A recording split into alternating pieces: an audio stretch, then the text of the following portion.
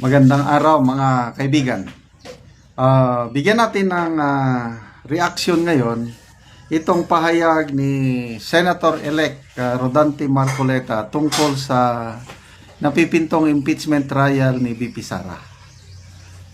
According to this batikang abogado, baka hindi daw pwedeng ipasa sa 20th Congress ang impeachment. So, basahin ko Sabi niya, palagay ko magkakaroon ng problema kung pwedeng ituloy sa 20th Congress sapagkat ito ay handiwork ng 19th Congress. Hindi ako naniniwala na pwedeng maituloy sa 20th Congress sapagkat iba ang composition. Yan po ang pahayag ng ating minamahal na Senator-elect Rodante Marcoleta.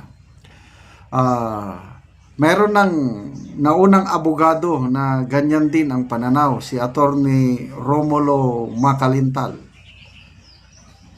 Noon pa lang sinisimulan yung impeachment na yan, nasa kamara pa, nagsabi na si Attorney Macalintal na hanggang June 30 lang yung impeachment. Pag hindi na aksyonan ng Senado, wala na. It's dead, sabi ni Attorney Romulo Macalintal. So, parehas sila ng opinion ni Attorney or Senator-elect Marcoleta. So, ano kaya ang mangyayari dito? Magbasa lang muna tayo sa mga comments kasi iba-iba ang pananaw. May mga abogado na pwedeng ituloy. Example, si Senate President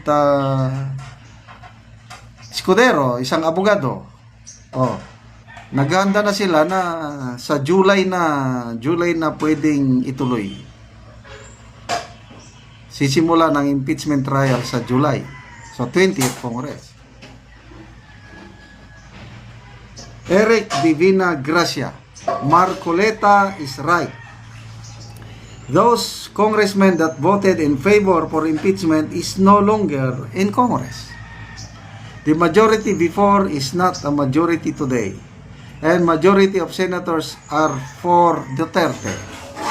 BP don't need the impeachment trial. Give that impeachment to BBM, culpable violation of 1987 Philippine Constitution, betrayal of public trust.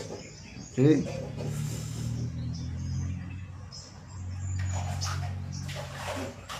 Roy Amas Jongko, tama naman si Senator Marcoleta kasi issue yon ng mga nakaraang senador at congressman, wala naman sila sa 19th Congress. Dapat, basta, paborito. Yanre Dagpin, tama po Senator Marcoleta, hindi nyo naman po trabaho maglitis kalat ng iba. At yung umaasa, libre, wag na kayo umasa, magtrabaho kayo palibhasa. Okay.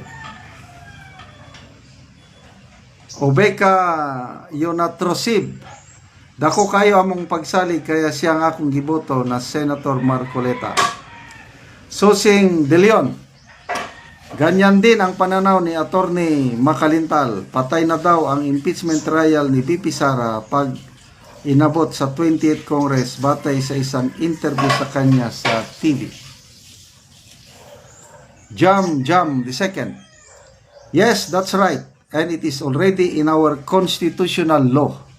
I don't know if anyone out there read the constitutional law. Ilang beses na yan sinabi sa mga interviews sa lahat ng mga members ng 19th Congress noon at lahat ng mga senador ng trabaho ng 19th Congress ay nakasaad sa kanilang constitution na hindi pwedeng dalhin sa 20th Congress ang kanilang trabaho.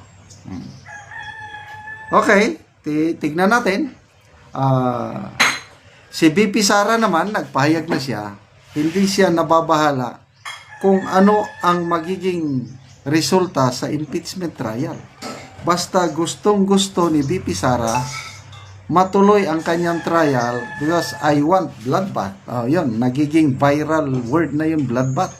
Ang dami-daming interpretasyon, literal na interpretasyon ang pagkakaintindi ng mga kabilang kampo. Dalawang kongresista, Congressman Defensor sa Iloilo and Congressman-elect Laila de Lima, literal na bloodshed ang kanilang pagkaintindi sa bloodbath. Kaya lang, kung intindihin mo, kung marunong kang umintindi, kung alam mo ang mga figures of speech o idiomatic expression o anong metaphor, ano lang yan, salita lang yan, balitaktakan lang yan sa arguments, yan ang ibig sabihin. Kaya lang, to me, kung ako ang tatanungin nyo, mas gusto ko matuloy ang impeachment trial. Bakit? Para magkaalaman na. Yung sinasabi nilang ebidensya, ilabas nila. At bahala na rin ang mga defense lawyers ni VP Sara na mag-counter. Exciting ito. Masayang impeachment trial ito. Matagal na akong hindi nakapanood ng impeachment. Yung kay Chief Justice Corona, matagal na. Ano ba? Plus the fact na dyan ka lang mamaya, mag-usap tayo. Numbers game man yung impeachment eh. Yan ang kinakatakutan natin. Na sobra siyam na senador naman ang kampi kay VP Sara. Palagi na natin binibilang ito. Panalo na po si VP Sara, matuloy man o hindi ang kanyang impeachment trial kasi it's a numbers game.